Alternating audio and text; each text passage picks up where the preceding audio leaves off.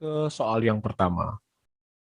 Soalnya adalah, Anda dan tim diberikan tugas baru oleh pimpinan, namun semua anggota tim belum memahami maksud dan cara mengerjakan tugas baru tersebut. Hal yang Anda lakukan adalah, A. Saya akan meminta bantuan rekan saya yang paling pandai untuk mempelajari tugas tersebut, kemudian menjelaskan pada semua anggota tim. Yang B, saya akan mempelajari tugas tersebut, kemudian membagi pengetahuan saya kepada anggota tim yang lain. Yang C, saya yakin bahwa semua anggota tim juga dapat belajar sendiri untuk mempelajari tugas baru tersebut. Yang D, kami mengerjakan bersama-sama tugas tersebut sesuai pemahaman masing-masing. Bila ada kesulitan, baru diselesaikan secara bersama-sama. Nah, teman-teman, soal ini terkait dengan unsur mengelola perubahan, yaitu kemampuan menyesuaikan diri terhadap situasi yang baru. Jadi kalau ada situasi baru, kita harus ngapain gitu ya. Jadi dalam konteks ada tugas tim, dan semuanya tidak bisa gitu ya. Sebagai seorang yang optimis dengan adanya perubahan, dan kita harus senantiasa berusaha meningkatkan hasil kerja pribadi yang lebih tinggi daripada standar yang ditetapkan, maka di sini jelas yang memiliki poin tertinggi ada di opsi mana teman-teman?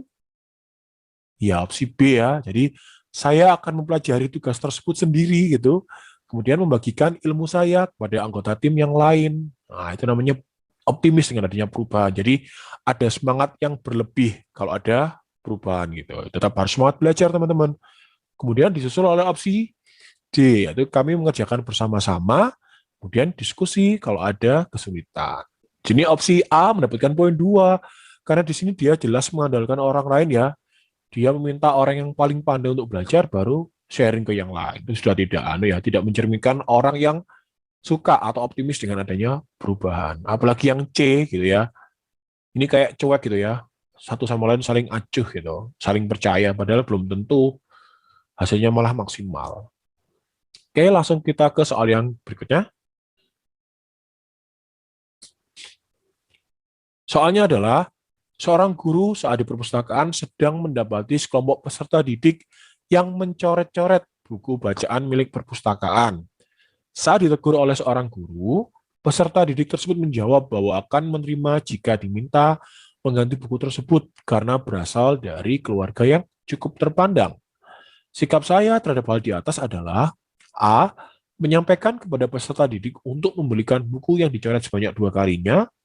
Yang B. Meminta peserta didik berhenti coret-coret buku dan mengajak dialog tentang pentingnya menjaga fasilitas sekolah. Yang C. Meminta peserta didik berhenti melakukan coret-coret buku dan mengajaknya ke BK gitu ya untuk mendapatkan poin tambahan atau poin hukuman. Yang D. Meminta peserta didik berhenti melakukan coret-coret buku dan membuat kontrak perilaku agar tidak mengulangi perbuatannya di hadapan petugas tata tertib. Soal ini terkait dengan unsur pengambilan keputusan. Ingat bahwa dalam mengambil keputusan, kita harus on time ya, jadi saat itu juga jangan terlalu banyak mikir. Tapi meskipun on time, dalam ini cepat, kita harus segera membuat atau memikirkan segala kemungkinan yang terjadi atau mempertimbangkan segala kemungkinan yang terjadi dari pengambilan keputusan itu, teman-teman.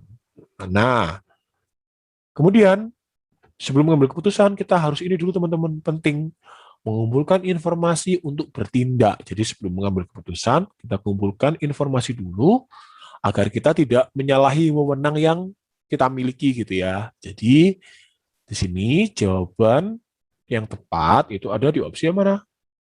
Opsi D ya, kita minta murid tadi stop coret-coret buku, kemudian membawa ke bagian yang berwenang gitu ya, bagian tata tertib untuk membuat kontrak bahwa dia tidak akan mengulangi lagi coret-coret buku. Di sini opsi A mendapatkan poin paling rendah karena dia dari keluarga yang cukup terpandang. Jadi kalau cuma disuruh mengganti 2 kali lipatnya ya pasti dia sanggup.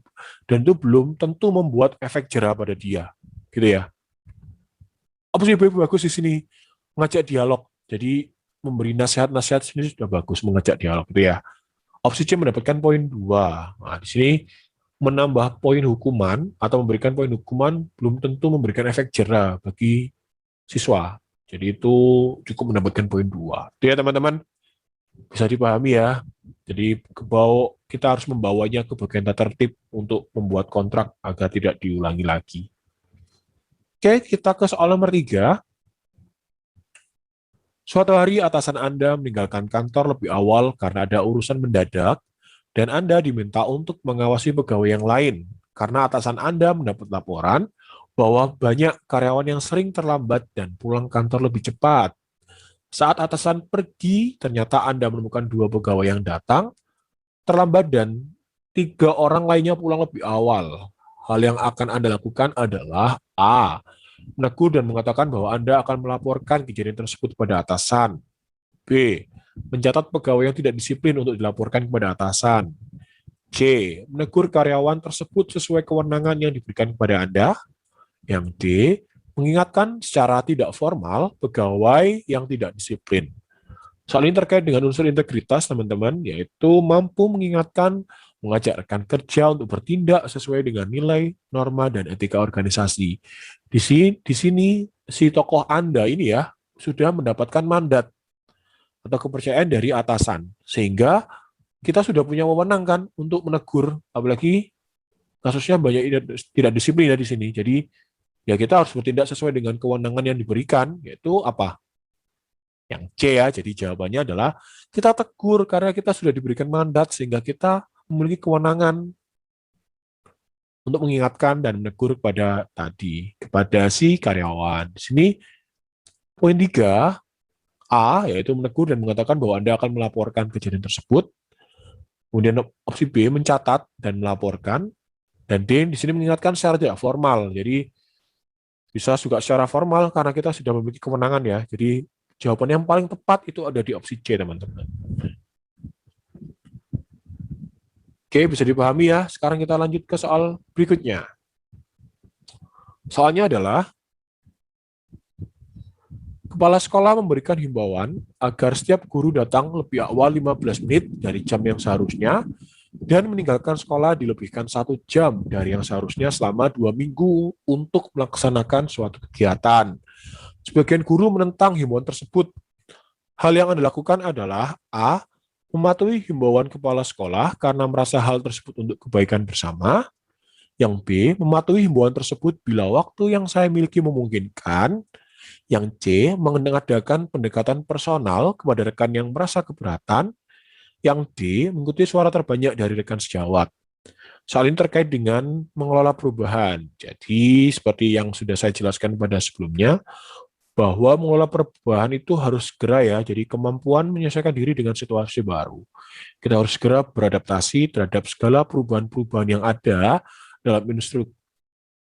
dalam instansi pekerjaan kita, yang mana dalam soal ini kan latar belakangnya dia sebagai guru ya, jadi kita harus mengikuti instruksi yang diberikan oleh kepala sekolah. Jadi perubahan-perubahan yang ada itu harus kita dukung. Nah, jadi jelas di sini proaktif ya, beradaptasi mengikuti perubahan. Jadi jawaban yang paling tinggi itu ada di opsi A, teman-teman. Mematuhi himbauan kepala sekolah karena merasa hal tersebut untuk kebaikan bersama. Jadi harus kita patuhi. Di sini opsi C mendapatkan poin 3, mengadakan pendekatan personal kepada rekan yang merasa keberatan. Nah, mungkin teman-teman bingung ya, kenapa kok opsi C itu tidak mendapatkan poin paling tinggi? Karena di sini kita tidak memiliki wewenang ya untuk menjelaskan kepada rekan kita yang mengalami atau yang merasa keberatan. Jadi ya sebagai seorang yang sama-sama guru ya kita harus patuh terhadap himbauan dari kepala sekolah. Meskipun opsi C juga positif ya teman-teman, kita pendekatan personal kepada rekan dan meminta untuk mematuhi itu juga bagus sih gitu ya. Dengan opsi B itu mendapatkan poin 2, mematuhi himbauan tersebut bila ada waktu. Nah, ini juga masih belum jelas ya, masih mengambang ya. Opsi D, mengikuti suara terbanyak. Ini juga tidak konsisten. Jadi B dan D itu jelas tidak konsisten. Jadi sudah jelas bahwa yang mendapatkan poin tertinggi opsi A, kemudian opsi C, baru B, baru D. Itu dulu teman-teman. Sekian, terima kasih. Semoga bermanfaat.